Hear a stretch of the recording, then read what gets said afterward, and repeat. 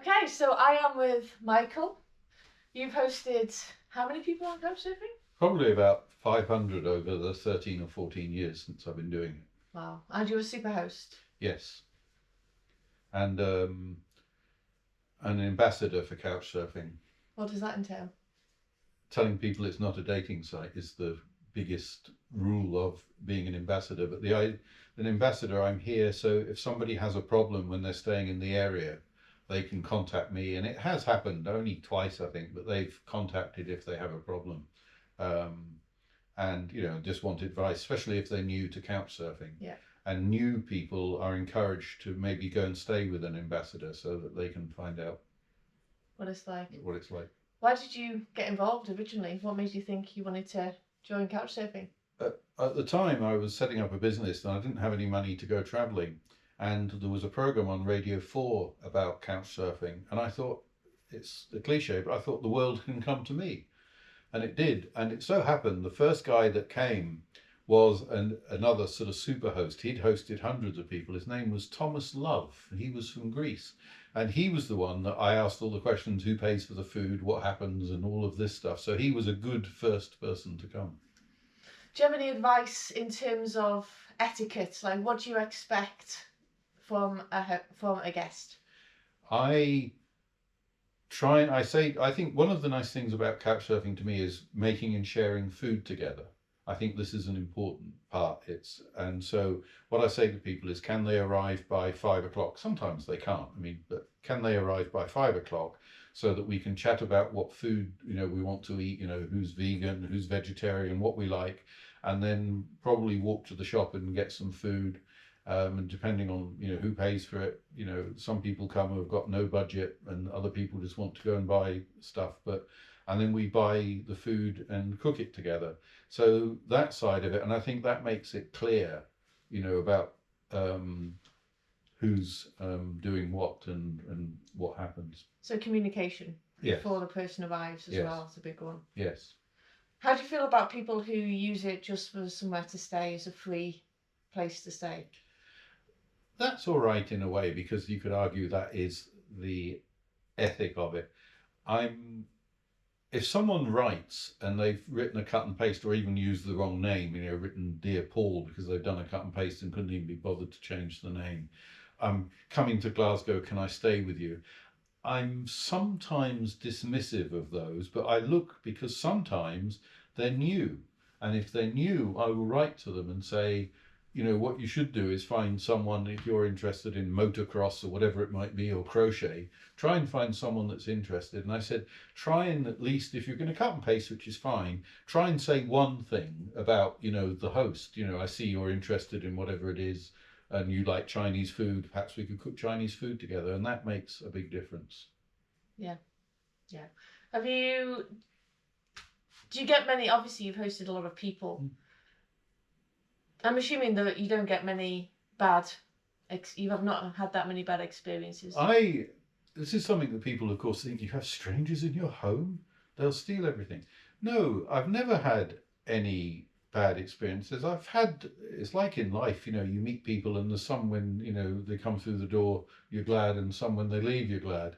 So I've had a couple that I've sort of been glad when they've left, but nothing ever that more bad. Of a personality clash. But the upside, I've just met so many amazing people, and they've come back again, or they've come back as friends, or they came back as workawayers. They come for a couple of days and realise what I was doing and say, can I come back as a workawayer for a few months?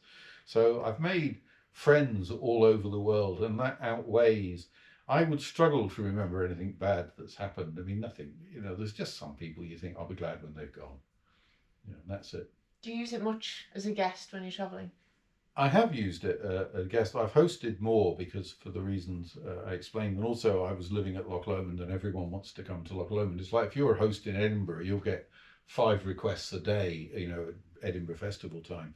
But I've travelled to France and even in England. A nice case was I was down in England on business in Newcastle and I was going to go there and back in a day, but we had to carry the meeting on for the next day. So I was going to book a hotel and I thought, I know what I'll do. I'll go on, I'll join the Newcastle emergency couch group and just post. And I stopped in a lay-by and did this, and within 2 minutes, a really nice guy had said, "Come and stay with me," and we went out for a meal, and it was lovely. It was a lot better than being in a hotel on my own. We had a lovely Indian meal together and talked, and that's one of the things I love. But I've stayed with people in Canada, all over the place.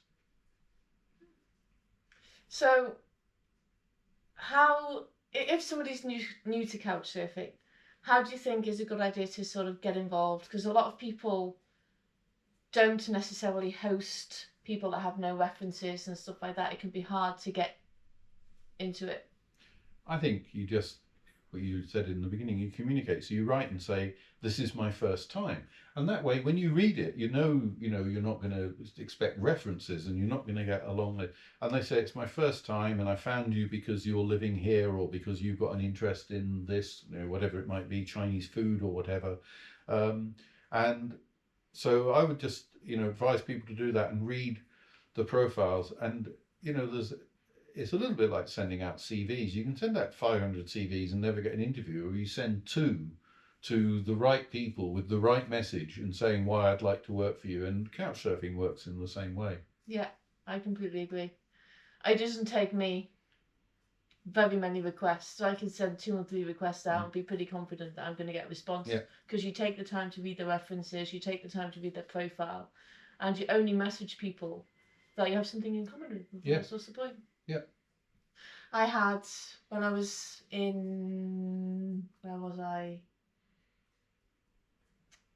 It was near Louisville, Cincinnati. I was in Cincinnati and I had 2 I put out requests to 2 people and both of them accepted me, but the guy ended up staying with the guy that accepted me first. But then the other guy was like, "Well, I'm having breakfast tomorrow morning, you should come round." So I went round for breakfast the following morning, and there was a woman there who, she was early 20s. It was her first time. She'd never been on Couchsurfing before, but she wanted to start using it. So she'd messaged him and said, "Hey, can I come round for breakfast so you can give me a personal reference?" And I've actually had somebody in St Helens, where I live, from Wigan, send me a request saying, "Hey, I'm new to Couchsurfing. Can I come and stay with you for a night just so that I can get a reference?" I'm like, "Yeah, sure, go for it." No, I think that's a really good thing about it. And of course, at the end of the day, Couchsurfing tends to be people with an open mind want to go travelling. And that tells you're generally going to meet like-minded people who are open-minded, love the idea of travelling the world and meeting people. And that's why when you ask, "Have you had any bad experiences?" No, because the sort of people that would have bad experiences don't go couchsurfing. They're all at home. Yeah.